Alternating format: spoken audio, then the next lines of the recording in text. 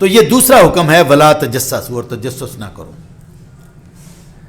لیکن اگر آدمی بدگمانی کے بعد تجسس بھی بند نہیں کرتا اور تجسس اور ٹوم میں بھی لگ جاتا ہے اور عیب ہی تلاش کر لیتا ہے، تو جب عیب تلاش کر لیتا ہے تو اگلا حکم کیا ہے؟ ولا یغتب بعضکم بعضا، کہ تم میں سے کوئی کسی کی غیبت نہ کرے. اب غیبت سے منع کر دی. غیبت کیا ہے؟ حضور صلی اللہ علیہ وسلم نے صحابہ سے فرمایا کہ غیبت یہ ہے. جب پوچھا گیا تو آپ نے فرمایا کہ تم اپنی کسی کی غیر موجودگی میں اپنے کسی بھائی کے بارے میں وہ بات کہو کہ اگر اس کے سامنے کی جائے تو اسے ناگوار گزرے. صحابہ نے عرض کیا یا رسول اللہ، یہ اگر اس کے اندر وہ خرابی ہو تو واقعی وہ خرابی ہے تو ہم اس کی غیر موجودگی میں بیان کریں تو کیا تب بھی غیبت ہے؟ آپ نے فرمایا تبھی تو غیبت ہے. اور اگر کسی میں کوئی خرابی موجود ہی نہیں ہے اور تم اس کی غیر موجودگی میں بیان کر رہے تو یہ تو بہتان ہوا، یہ تو الزام ہے اس پر.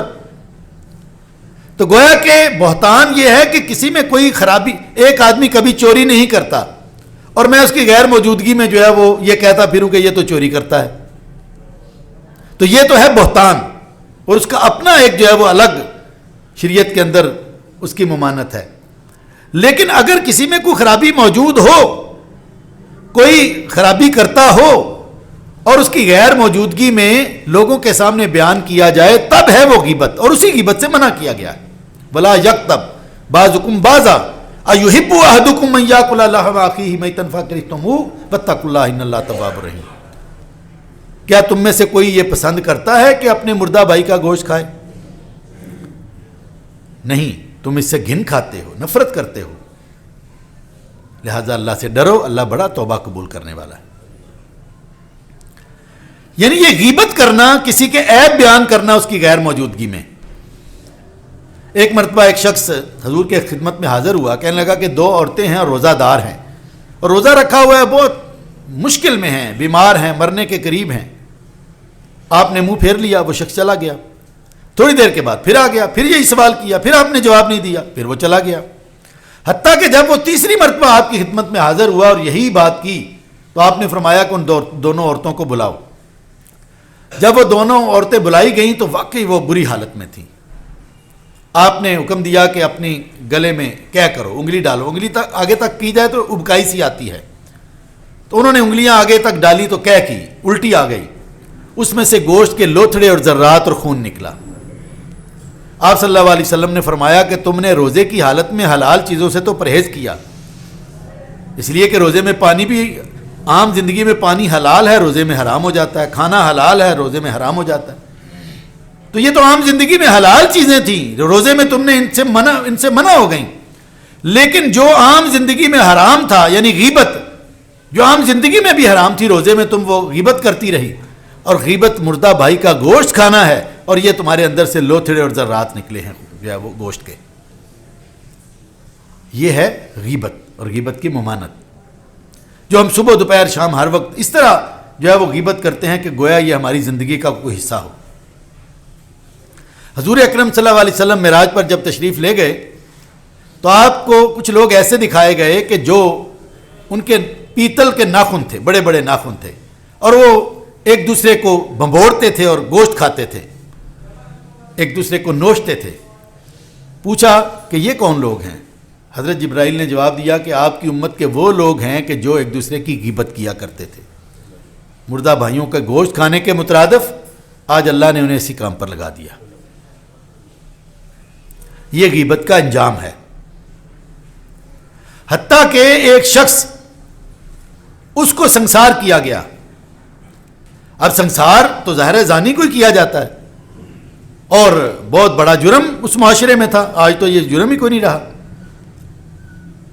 تو جب سنسار کر کے مدینہ کے لوگ واپس آ رہے تھے باہر میدان سے، تو دو صحابی آپس میں بات کر رہے تھے، دیکھیں جی اس کو اللہ تعالیٰ نے ایمان کی نعمت دی، کتنا برا آدمی تھا، کیسی بری حرکت کی.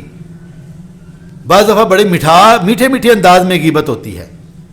دیکھو جی اس کو ایمان ملا، کتنی بری حرکت. حضور صلی اللہ علیہ وسلم پاس سے گزر رہے تھے. آپ صلی اللہ علیہ وسلم ان دونوں کو ایک طرف لے گئے. تھوڑا سا آگے گئے تو آگے گدھا مرا ہوا پڑا تھا. آپ صلی اللہ علیہ وسلم نے فرمایا اس کو کھاؤ. وہ کہنے لگے یا رسول اللہ یہ گدھا تو حرام ہے اور آپ کیسا حکم دے رہے ہیں کہ اس کو کھائیں؟ آپ نے فرمایا کہ ابھی تم اس سے بھی بری حرکت کر رہے تھے. تم اپنے بھائی کا جب وہ اللہ کے پاس پہنچ گیا ہے, اس نے اپنے آپ کو پاک ہونے کے لیے پیش کر دیا اور سزا نافذ ہو گئی تو وہ پاک ہو گیا, اب اس کی برائیاں تم کر رہے ہو, تو یہ مردہ بھائی کا گوشت کھانا ہے, یہ غیبت کر رہے ہو.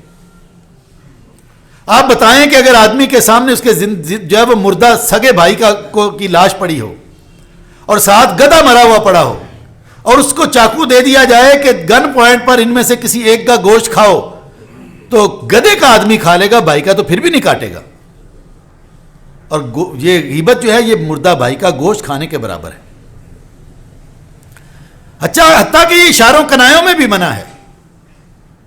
ایک مرتبہ حضرت عائشہ صدیقہ رضی اللہ عنہ کے پاس آپ تشریف فرما تھے کہ حضرت عائشہ نے حضرت صفیہ کے بارے میں, کوئی جیسے بیویاں ایک دوسرے کے بارے میں بعض اوقات بات کرتی ہیں, تو انہوں نے ان کے بارے میں بات کی. اب ان کا قد چھوٹا تھا تو اس کے بارے میں بات کی.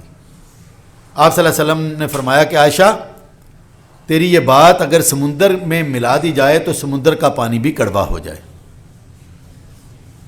یہ غیبت ہے. ایک عورت حضور سے حضرت عائشہ سے مل کر واپس چلی گئی, آپ بیٹھے ہوئے تھے. اب اس کا جو ہے وہ منہ پرلی طرف تھا, وہ باہر جا رہی تھی کہ اس کا قد بھی چھوٹا تھا. تو حضرت عائشہ نے نا مذاق کے انداز میں ایسے ہاتھ سے ایسے اشارہ کیا, زبان سے کچھ نہیں کہا. آپ نے فرمایا کہ عائشہ تو نے غیبت کی ہے. اشاروں کنایوں میں بھی کسی کا عیب بیان کرنا اس کی غیر موجودگی میں غیبت ہے. تو اس لیے حضرات محترم, یہ 3 برائیاں میں نے آج قرآن کی اس آیت سے بیان کی ہیں. یہ پہلی بات کیا ہے کہ ہم نے بدگمانی نہیں کرنی, اور دوسری بات تجسس نہیں کرنا, ٹو میں نہیں رہنا, اور تیسری بات اگر کسی کا عیب معلوم ہو جاتا ہے یا عیب سامنے آ جاتا ہے تو اس کو بیان نہیں کرنا اس کی غیر موجودگی میں. اگر اس کے سامنے بیان کریں تو تانا ہو گیا, اور اس کی غیر موجودگی میں بیان کریں تو غیبت ہو گئی. اس کا مطلب ہے کہ کسی کا عیب بیان کرنا ہی نہیں چاہیے. ہاں, اگر بہت ضروری ہے تو تنہائی میں لے جا کر اس کو سمجھائیں, اصلاح کی نیت سے سمجھائیں, پھر تو بات اور ہے. ہاں, یہ غیبت بعض صورتوں میں جائز بھی ہو جاتی ہے. مثلا کسی نے رشتہ ناتا کرنا ہے, آپ سے کوئی مشورہ کرتا ہے, اب آپ کہیں کہ میں کسی کا عیب بیان کروں گا تو یہ غیبت ہو جائے گی, وہ بیچارہ رشتہ کر لے اور بعد میں پچھتائے. تو یہ ایک عورت حضور کی خدمت پہ حاضر ہوئی اور آ کر کہنے لگی یا رسول اللہ مجھے 2 آدمیوں کی جانب سے رشتے کی جو ہے وہ بات آئی ہے, ایک حضرت معاویہ تھے اور ایک ابو الجہم. آپ نے فرمایا ابو الجہم کو تو مار پیٹ کی بڑی عادت ہے, وہ کندھے سے لاٹھی نہیں اتارتا, اور معاویہ کے پلے کچھ نہیں ہے, کلاش ہے. عیب اس لیے بیان کیا کہ اس کی زندگی کا معاملہ تھا. کسی کے کاروبار کا معاملہ ہو, آپ سے کوئی مشورہ کرے, بھلے وہ اس کے نقصان ہو جائے, اس سے بہتر ہے اس کو بتا دیں.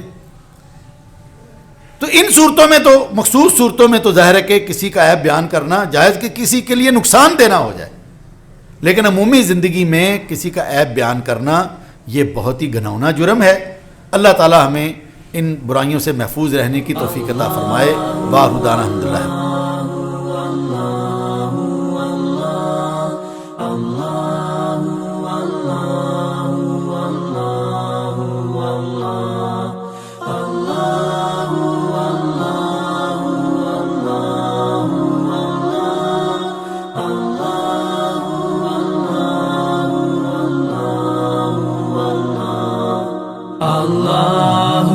Allah